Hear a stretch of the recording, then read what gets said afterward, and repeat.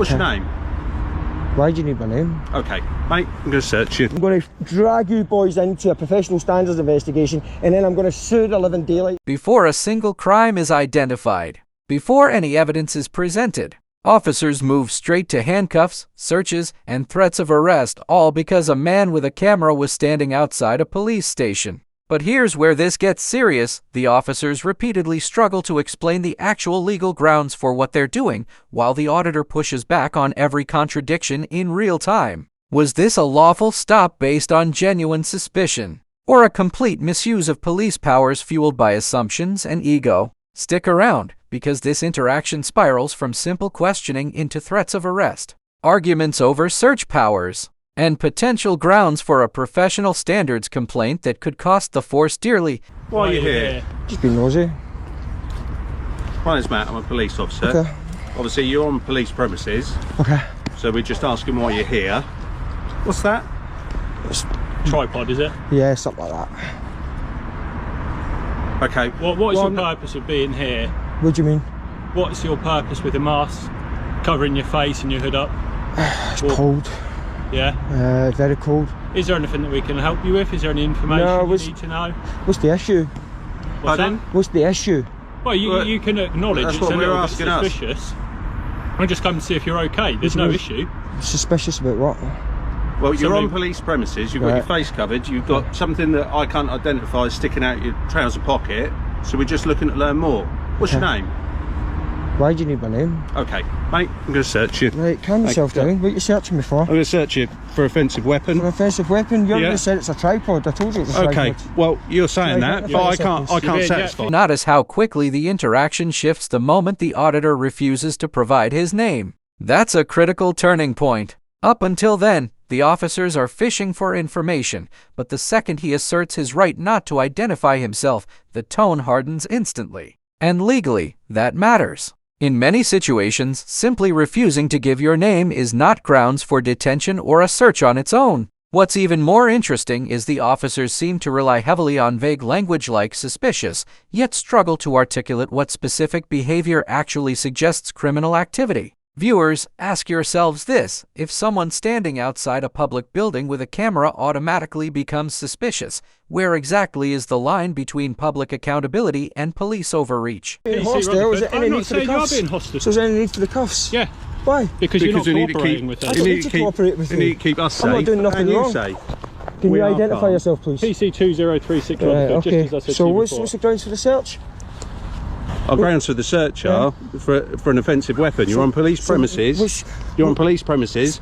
That's not We don't grounds. know who you are. You've got your face covered. That's not grounds. Well, it's good enough for me. It's not good enough. It's not good enough at all. It is. It's absolutely preposterous. What's the grounds for the search? For an offensive weapon?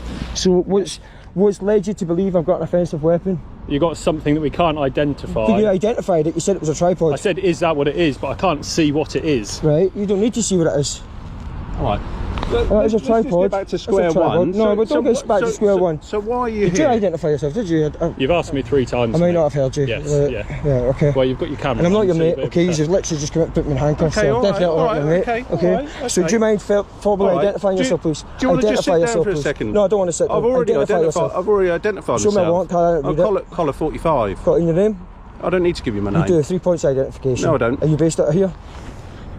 I don't need to tell you Do you that. mind? Collar Can you 45. be careful with that? It's I've very already expensive. showed you my ID. Can you be careful with that? It's Of very course I will. expensive. Of course I will. But you can see that I can only see that bit. You said it was a sticking out, tripod. I don't care. sticking out And of your what? trousers. And your point? So why are you being argumentative? Argument, you just come out and put me in cuffs, are you dumb? Yeah, because are you you've stupid? come onto police. Are you stupid? You've not given me any grounds for the search, okay, except you're looking for an offensive weapon. That is not grounds. So you're going to find yourself a hole. It's not grounds at all. Yourself. You're on police premises acting suspiciously, walking around all of the cars. It's a public place. It's still police premises. We're not allowed to walk about here. It's got implied public access, but it's still police premises. Right, so I've been on here. You've got your face covered, and you've got that portion of this sticking out of your trousers. Would you say that to someone wearing a burqa? Would you? Yes, I would. Would you? Yeah. That's despicable. Absolutely despicable. You don't need to know why I've got my face covered. I see what your agenda is here. What agenda is that? You're just trying to make a point for making a point's sake. You just come out and put cuffs on me. But it's not clear what and that you've not point given me grounds for the search. You've not told me what... We've given you the grounds. We've gone through about 3 times. That's not grounds, my friend. The grounds are you're on police premises. And that is not grounds for a search. You're not letting me finish. So yeah, because you're talking nonsense. You're talking nonsense. Right. Bring him over here. Yeah. Finish the search and do what you got to do, and then we'll see what happens, because I guarantee you I'm going to drag you boys into a professional standards investigation, and then I'm going to sue the living daylights out your... This is where the officers begin digging themselves into a deeper hole. Watch the contradiction carefully. They acknowledge it's a publicly accessible area, yet continue treating his mere presence as justification for escalating force. Then comes the debate over the face covering, and suddenly the conversation drifts away from lawful grounds and into personal opinions. That's dangerous territory for any officer, because stop and search powers are supposed to be based on objective facts, not irritation or assumptions about someone's attitude. And the moment the auditor mentions complaints and lawsuits, you can actually feel the energy change. Why? Because accountability changes everything. Once officers realize their actions may later be examined frame by supervisors, lawyers, or even a court, every unclear explanation suddenly becomes a potential liability. Acting suspiciously. What am I doing that's acting suspiciously? Hood up, face covered, we're asking your name, what you're doing, you've got something sticking out your pocket. You're not obliged to any of that information. You're not obliged to any of that information. What do you mean obliged? You're not obliged to any of that information. You can ask me, but I'm not obliged to provide any of that information. What's caused this? What piece of legislation have you used to stop and search me? So why are you here? We search you under Section 1 of PACE. That's none of your business.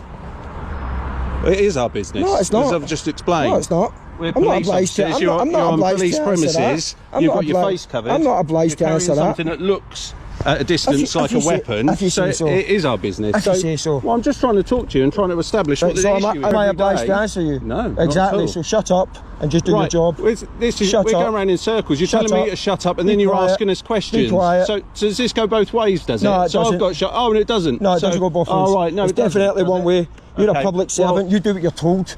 There's a lot of worried people inside that building. You don't care about the people that are worried because there's somebody... They're worried enough to have locked the doors before we came out. Oh no, did it hurt someone's feelings? Well, they don't know why you're here. You're giving people concern. That's what we're trying to explain. That's what we're trying to explain to you. It's none of our business. I'm not obliged to answer that. The issue is you're here with the body cam. Don't take that off. It's a medical device. It's attached to my body. What is it? It's not. It's a medical device. That's all you need to know. You just tell me what it is. It's a medical device. It's attached to my body. Okay. What sort of medical device? It's a medical device. What does it do? Again, I'm not obliged to answer that. It's attached to my body. It's a medical device. You're not enabling me to make a reasonable decision, are you? Because I don't know what it is. You're telling me it's a medical device. If you're going to pull it off, you're going to injure me, and you're going to put my life at risk. Why don't you just tell me what it is? I've told you it's a medical device. For what?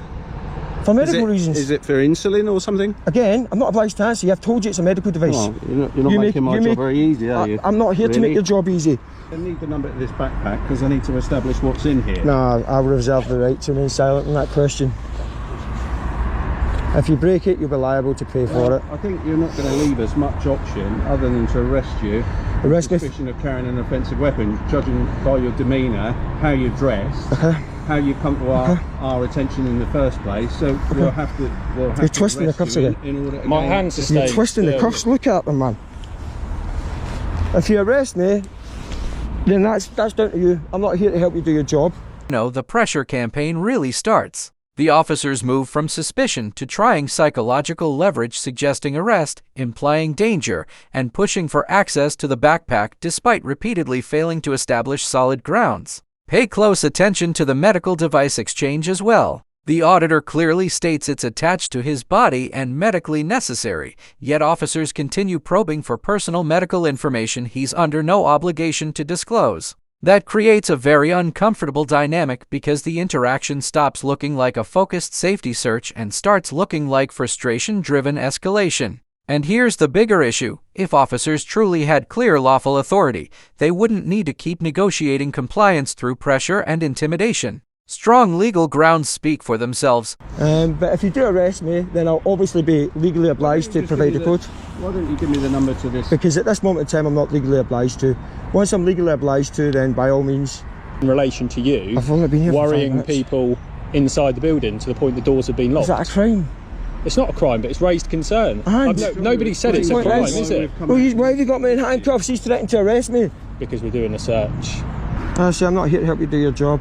Investigate. Maybe do that first before you put someone in cuffs. But you're going to need to leave. I'm not going to leave. Yeah, you are going to leave.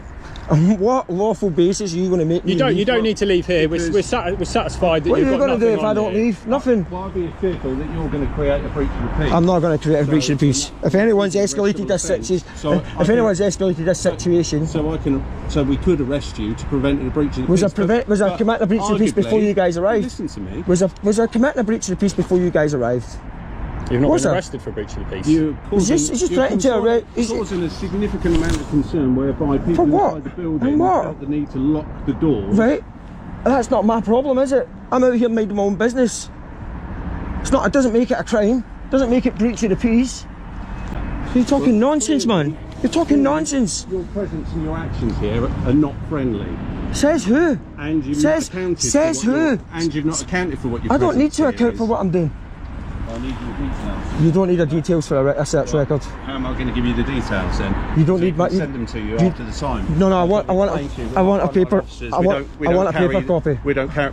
I haven't got a paper copy. You go get one. But I can send you one if you give me the details. I can send you one. Police station there. Well, we're in a bit of a situation then, aren't we? Don't refuse my search record. It's my right to have a search record. You can sit here. It's my right to have a search record. And I do not need to provide details for a search record.